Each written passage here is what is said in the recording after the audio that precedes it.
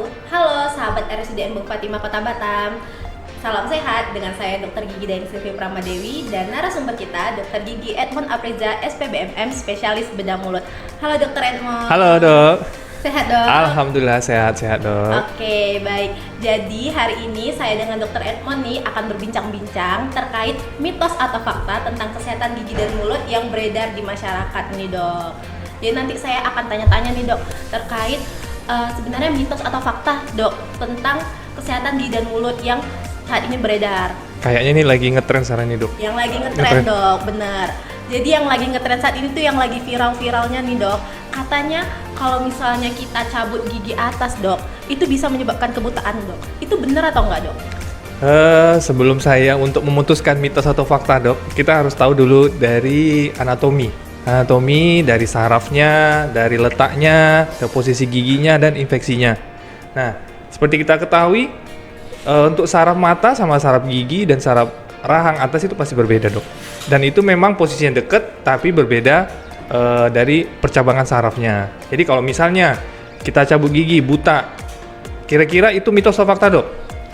Kemungkinan kalau dari anatominya pasti itu mitos. Nah, tapi ada satu hal yang harus kita perhatikan. Mungkin nih ada di berbagai masyarakat ada yang mengatakan atau mungkin ada temannya atau saudaranya habis cabut langsung buta.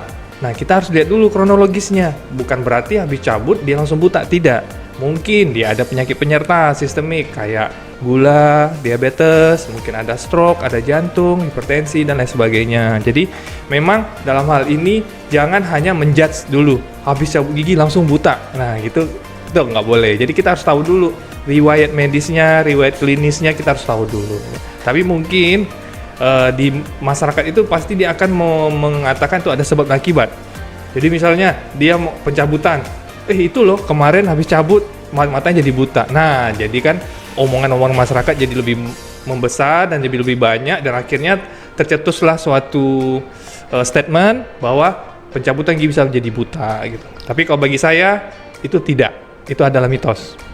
Baik dok, berarti nih ya teman-teman semua kita bisa simpulkan kalau misalnya kita mencabut gigi atas itu adalah mitos ya dok. Berarti kita harus cek dulu nih, kita lihat riwayat medisnya. Betul. Apa dia udah ada penyakit yang lain, dicek dulu semuanya baru kita bisa menentukan. Betul. Tapi aslinya tuh kalau misalnya kita cabut atas ya enggak akan. Ya enggak lah dok. Ya malah lebih bagus lagi. Misalnya gigi yang busuk, gigi yang ada infeksi ya harus kita cabut. Malah nanti yang infeksi dan busuk itu menyebabkan terjadinya peradangan dan menjalar ke daerah-daerah yang lain. Bisa jadi misalnya giginya lagi sudah mati, terus ada infeksi, bengkak, ya mungkin kita kata dalam bahasa awam kita itu abses, ada nanah, itu kan menjalar kemana-mana. Nah itu yang malah kemungkinan akan menyebabkan terjadi kebutaan. Bisa jadi karena pelebaran dari infeksinya dan penyebaran infeksi dari gigi tersebut gitu. Berarti udah terjawab nih ya teman-teman, berarti tidak menyebabkan buta ya. Nah, ada juga nih dok, pertanyaan lagi nih dok, biasanya tuh kalau misalnya yang sering kita jumpai di klinik-klinik tuh dok, Betul. mereka kalau misalnya sakit gigi, cuma minta obat gigi. Nah, cuma minta dikasih obat aja dok. Nah, itu gimana sih dok? Emang bisa ya dok sembuh cuma karena obat dok? Nah, ini bisa. Ini pertanyaan bagus banget dok. Jadi gini, kadang-kadang pasien itu dia bawaannya tuh udah mulai takut.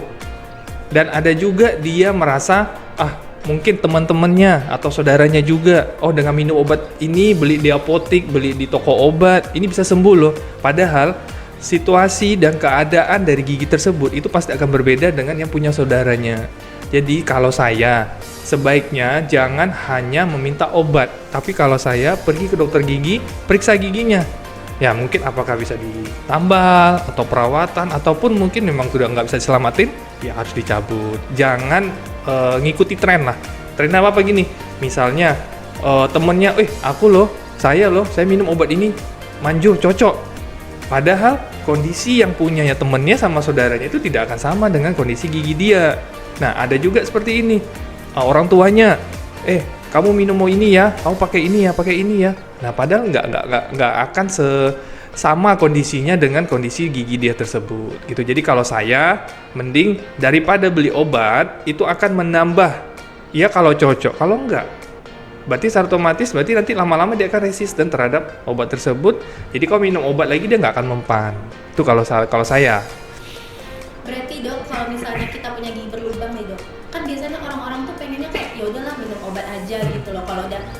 udah minum obat nggak sakit lagi, tapi udah dibiarin aja giginya berlubang, itu gimana dok? Nah gini, jadi di dalam mindsetnya masyarakat Indonesia ini sebagian besar itu yang pertama, dia kalau nggak sakit dia tidak akan meriksakan giginya, itu pasti. Jadi dia indikatornya itu adalah rasa sakit. Padahal sakit itu bukan bisa dijadikan indikator, tapi yang jadi indikator itu adalah kebersihan rongga mulut.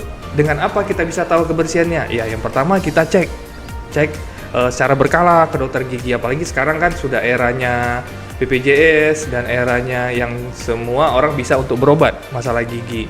Dalam hal ini ya juga, jadi misalnya dia gigi berlubang kan belum tentu itu bisa menyebabkan sakit. Contoh, kedalaman giginya itu tidak sampai ke sarafnya. Nah, tapi kalau sampai saraf dia akan sakit. Nah, pas masa itulah maka si pasien datang. Dan itu kan mungkin kalau bagi kita itu udah telat. Karena nggak bisa selamatin. Mungkin ya bisa selamatin hanya perawatan. Dan itu akan terjadi, mungkin tindakan bisa berulang-ulang datang dan akhirnya bikin merepotkan waktu, merepotkan biaya, dan ya mungkin nggak bisa selesai dengan waktu yang cepat gitu. Kalau saya seperti itu. Jadi misalnya pasien datang, ya kalau bisa ya sebelum sakit itu periksa. Jadi kita preventif, jadi lebih bisa menjaga kebersihan rongga mulut dia. Gitu dok. Berarti ini ya dok ya, kalau misalnya kita sakit gigi nggak hanya cukup dengan obat, kita harus melakukan perawatan karena gigi nggak bisa sembuh sendiri kan dok, Betul, kalau betul. karena obat. Betul. Beda sama kayak struktur anatomi lain gitu. Betul, Nah, betul, yang dok. bisa sembuh dengan obat. Betul. Jadi dok, kan ini sering banget nih dok kita ketemu nih dok juga di klinik dan juga kayak di orang awam nih biasanya dok, gigi tuh udah nggak sakit, udah nggak sakit, ya udah dibiarin aja tuh dok di giginya tuh dok. Itu gimana tuh dok? Itu aman-aman aja kah dok? Aman-aman dalam jangka waktu tertentu. Kalau saya, mungkin pengalaman saya, itu ada beberapa pasien dia merasa bahwa giginya nggak sakit. Nah, tiba terjadinya bom waktu. Jadi kayak infeksi itu bom waktu. Jadi tiba-tiba setelah beberapa lama, mungkin beberapa tahun atau berapa bulan, ya maka akan terjadi infeksi dan peradangan, dan akhirnya ya ujung-ujungnya itu dia mungkin terganggu dari fungsi makannya, fungsi pengunyahannya, dan dia bengkak, lemes, mungkin terganggu airway-nya atau pernafasannya. Ya contohnya gini aja, gigi geraham bawah kanan, terus dia biarin aja berlobang tapi nggak sakit. Tiba-tiba datang keluhannya udah bengkak gusinya, udah bengkak pipinya, udah bengkak semuanya, dan akhirnya menekan sarafnya, menekan saluran pernafasannya, ya udah selesai. Nah itu yang harus kita jaga, jangan sampai terjadi keterlambatan seperti itu. Itu dia. Berarti gini ya dok, intinya kan kalau misalnya kita punya gigi berlubang, itu kan berarti sumber infeksi. Betul, kan? betul. Yang sumber infeksi itu nggak baik kita simpan lama-lama di Betul. rongga mulut kita ya. Betul. Dok, ya. Nah, kalau misalnya kayak gitu berarti kita harus segera melakukan pencabutan ya dok, walaupun misalnya kayak udah nggak ngerasa sakit lagi gitu. Ya, jadi dalam hal ini ya kita harus preventif. Jadi pola pikir kita tuh harus dirubah dulu. Jangan merasa sakit baru ke dokter gigi. Tapi sebelum sakit periksalah giginya. Karena itu akan memberikan efek yang sangat maksimal bagi si pasien tersebut atau orang tersebut. Contoh misalnya waktu mungkin lubangnya masih kecil, dia sudah periksa, oh bapak ibu nih lubangnya masih bisa ditambal, masih bisa dilakukan perawatan. Nah ini akan menjadikan aset masa depan bapak ya. Contohnya ini, kita mencari duit atau mencari rezeki, kita pasti kan butuh untuk makan enak. Nah makan itu enaknya dari mulut sampai tenggorokan. Kalau pengunyahan kita nggak maksimal, misalnya ada gigi berlubang, gigi pernah dicabut, dan itu jadi pencernaan ataupun makanan yang kita makan itu tidak akan maksimal kita rasakan. Dan kenikmatan itu nggak dapat maksimal, jadi ngapain gitu loh, percuma kita untuk melakukan mempertahankan gigi tersebut, tapi ya ujung-ujungnya kita nggak enak makannya, betul kan dok? Betul dok, jadi dengan kita menjaga kesehatan gigi kita juga itu akan meningkatkan kualitas hidup kita juga. Betul. Karena surganya dunia itu makanan, Iya, salah satu, betul kan? Betul banget dok, karena kita apa-apa kita emang butuhnya makanan. Betul. Untuk kita sehat pun juga kita butuh makanan. Jadi dengan hal itu kita juga perlu merawat gigi kita. Betul. Karena dari rongga mulut nih awalnya masuknya tuh. Gitu, dok. Oke dok. Jadi mau nanya juga nih dok, kan sekarang ini banyak dok orang-orang itu takut cabut gigi dok. Cabut gigi. Terus biasanya pengennya ditambal aja. Nah Terus biasanya setelah ditambal itu kadang-kadang ada yang kayak penyembuhan masih sakit dok setelah ditambal. Nah itu gimana dok? Gini dok, jadi untuk misalnya pasien datang nih, dia mau merawat giginya karena giginya udah nggak bisa ditambal langsung, dia untuk perawatan. Kita sebagai dokter harus ngasih tahu dulu untuk risikonya, komplikasinya, efeknya dalam perawatan. Karena perawatan itu kita hanya melakukan tindakan.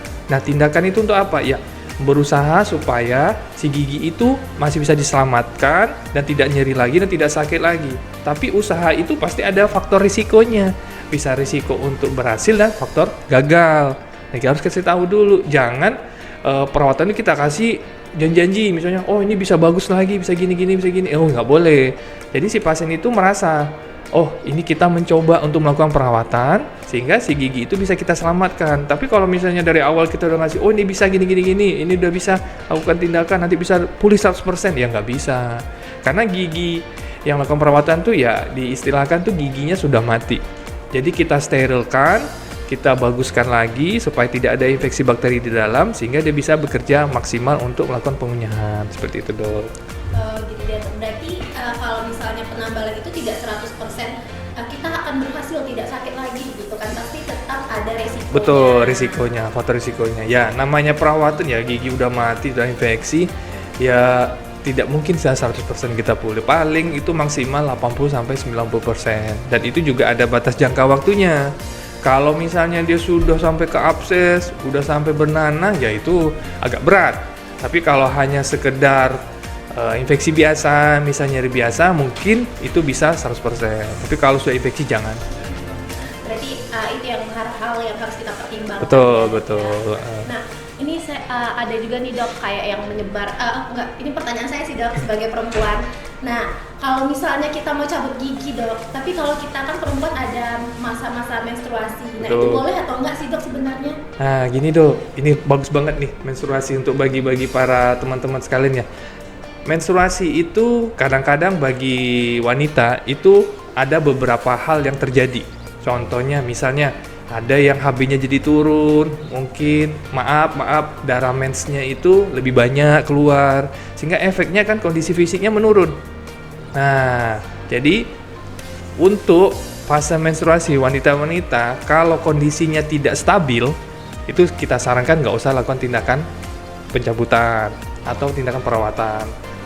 Tapi kalau untuk mungkin menstruasinya biasa-biasa aja, dia kayak udah mens aja, udah nggak ada masalah, itu nggak ada masalah. Jadi kita karena peningkatan hormon dari menstruasi itu kadang-kadang menyebabkan kondisi fisiknya tidak stabil. Jadi akhirnya si pasien itu kalau misalnya kita lakukan tindakan jadi lemes, karena mungkin dia kekurangan darah, HB-nya turun, terus dia nyeri head itu juga kan menyebabkan kondisi fisik juga akan menurun, lemas ya. Jadi mungkin boleh lakukan tindakan jika menstruasinya itu tidak menyebabkan gangguan dari fisiknya, terus gangguan hormonnya. Tapi ada juga boleh, misalnya dia 3 hari pertama merasa terjadi gangguan, misalnya kayak nyeri, dia lemes, dia pusing atau dia apa gitu. Tapi kalau 3 hari kemudiannya, mungkin fase akhir dari menstruasi dia nggak ada masalah, ya boleh tindakan. Ya intinya vital sign-nya harus stabil, gitu. Tapi berarti lebih baik dihindari aja ya dok ya kalau misalnya lagi menstruasi tapi mau pengen tindakannya kalau yang lebih kayak cabut gigi lah ya, betul. Harus lebih hindari dulu. Tambal yang lain kayaknya masih aman ya betul. Nah jadi gitu nih untuk perempuan kalau misalnya kita lagi dalam fase menstruasi kita lebih baik menghindari kalau tindakan-tindakan yang berat misalnya cabut gigi atau apa, tapi kalau misalnya kayak scaling, tambal itu masih aman. Itu wajib lagi dok, apalagi pas menstruasi itu, aduh, lagi hormon naik, berarti itu kemungkinan itu kalkulusnya juga akan naik. Berarti lebih banyak lagi ada produksi air liur juga banyak, iya. Lebih menumpuk gitu ya. Nah, ini dok, kan saya juga ini kayak sering melihat nih dok pasien-pasien kita nih dok. Mereka nggak mau sikat gigi dok, jadi cuma obat kumur aja. Nah itu gimana tuh dok? Itu sering banget terjadi dok. Kayak ya udah obat kumur aja, minum obat kumur ya, setidaknya kayak harum lah.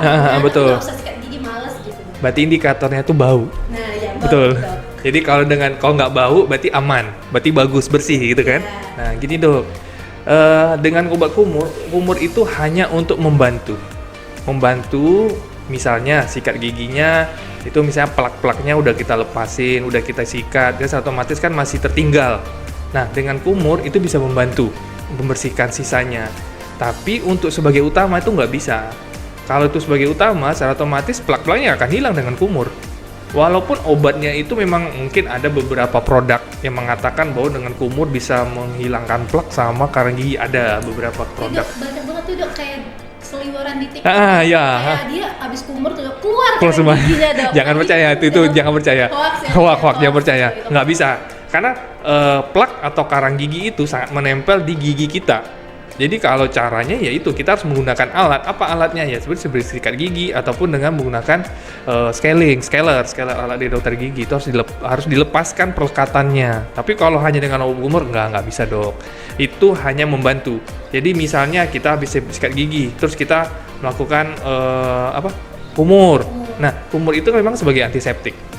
Nah jadi dia itu untuk membuat oral hygiene kita atau daerah mulut kita tuh supaya lebih steril, lebih aman. Jadi pas mau tidur, apapun mau aktivitas itu lebih nyaman lah. Jadi penumpukan plak dan sisa bakteri juga nggak ada.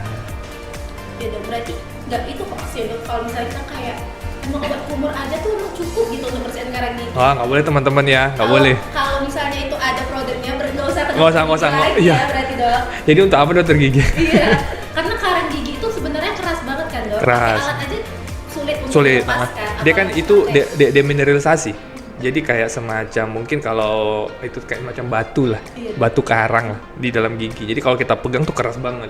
Jadi nggak sama kalau hanya misal kumur langsung lepas itu ya nggak mungkin. Itu juga ini dok, maksudnya kayak logikanya aja dok. Kalau misalnya dia bisa lepas dok, berarti dia bahan kimianya kuat Banget, dok. iya. Nah itu gimana tuh jadinya gigi Iya kita? bisa hancur mungkin giginya. Iya kan? Nah itu bisa menyebabkan Kropos ya? kropos. Biasanya kayak gitu tuh dok, kayak banyak banget kayak teman-teman tuh nanyain emang bisa ya gitu.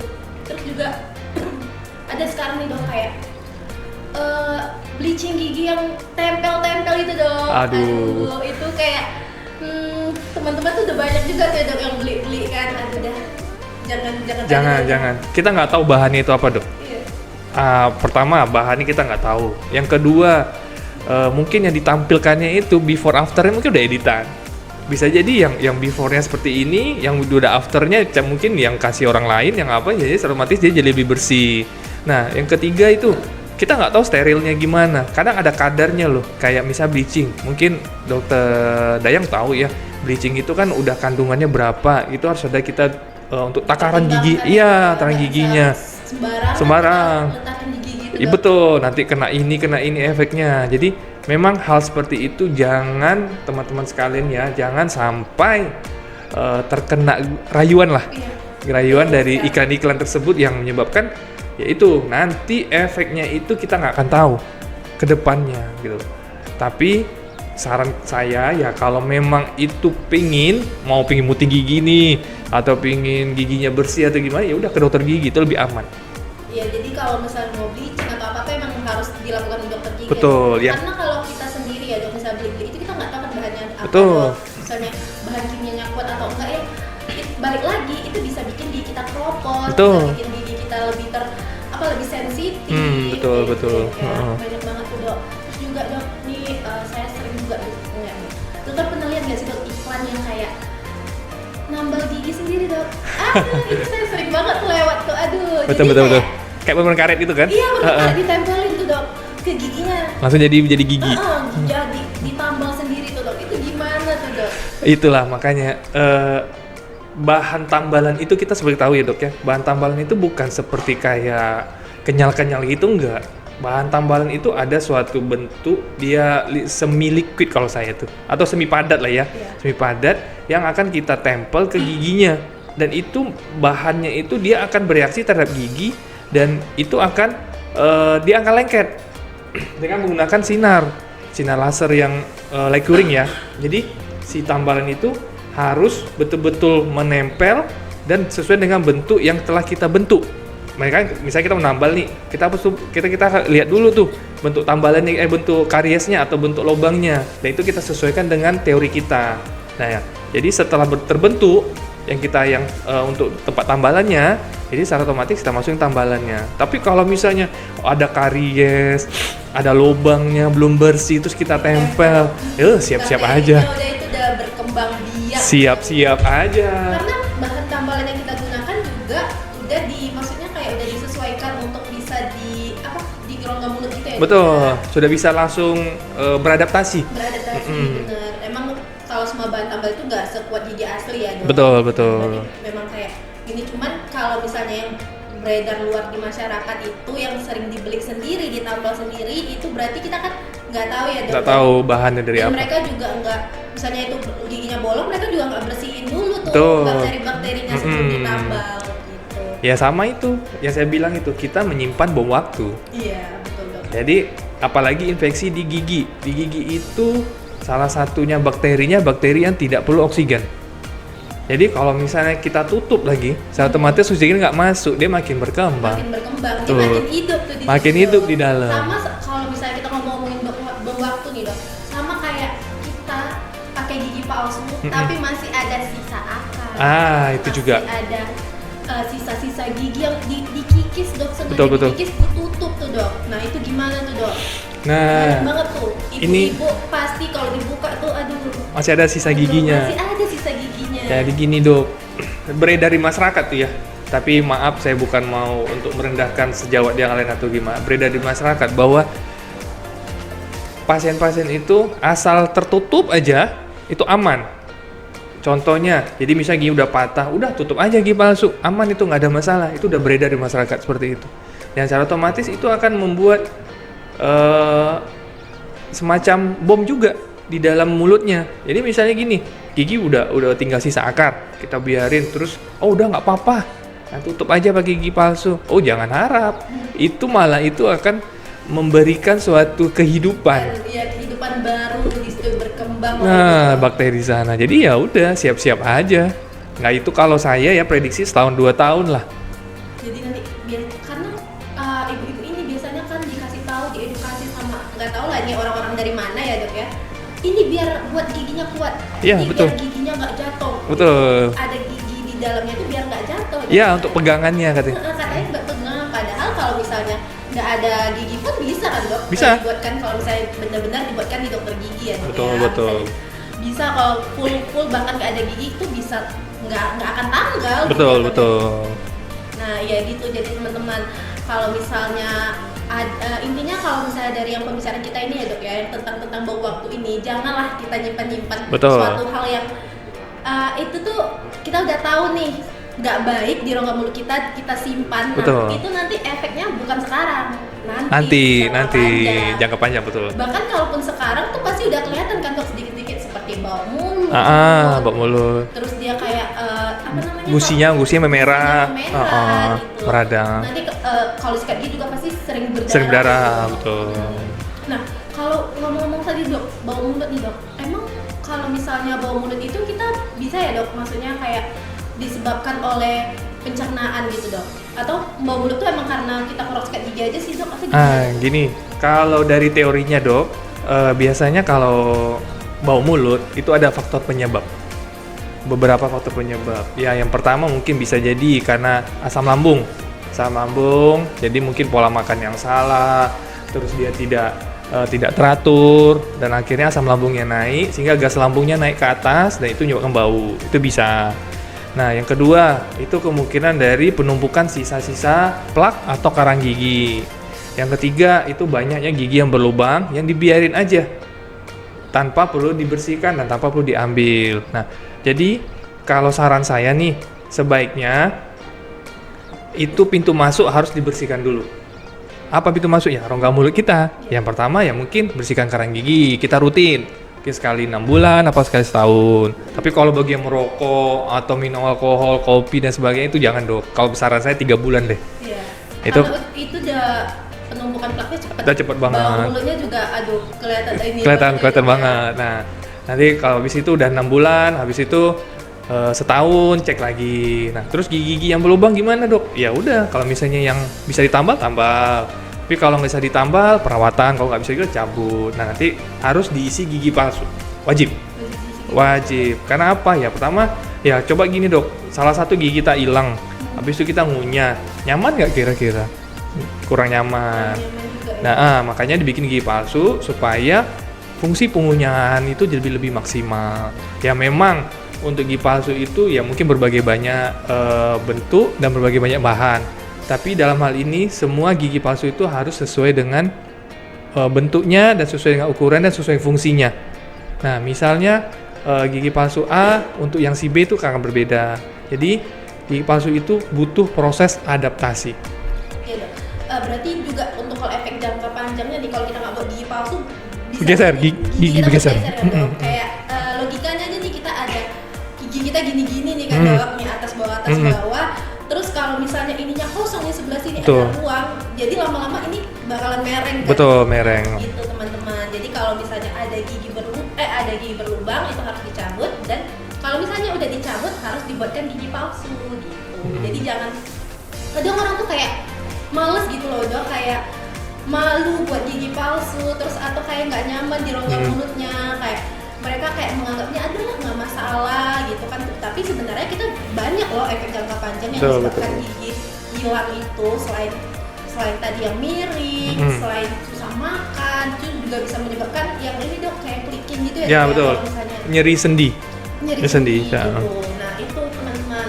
Nah ini saya juga mau nanya-nanya dok terkait tentang gigi anak-anak. Nah gigi anak-anak ini biasanya nih ibu-ibu nih, biasanya anak-anak giginya kan pada berlubang, kayak depannya berlubang, tapi dibiarin aja tuh dok. Nah itu gimana tuh dok? Emang harusnya dibiarin aja dok? Sebenarnya bukan dibiarin dok, tapi memang harus dipertahankan. Untuk apa? Gigi susu itu digunakan untuk penuntun tumbuhnya gigi permanen. Jadi misalnya, anggap contoh ya, gigi geraham pertama lah. Gigi geraham pertama itu kan tumbuh 6 tahun. Nah kadang-kadang si ibu atau orang tua itu kadang-kadang ya udah biar aja nanti mau tumbuh kok gigi permanennya, nggak ada masalah. Tapi kalau tumbuhnya miring gimana? Nggak sesuai dengan di lengkung rahang gimana? Nah jadi gini, teorinya si gigi susu itu akan namanya resop.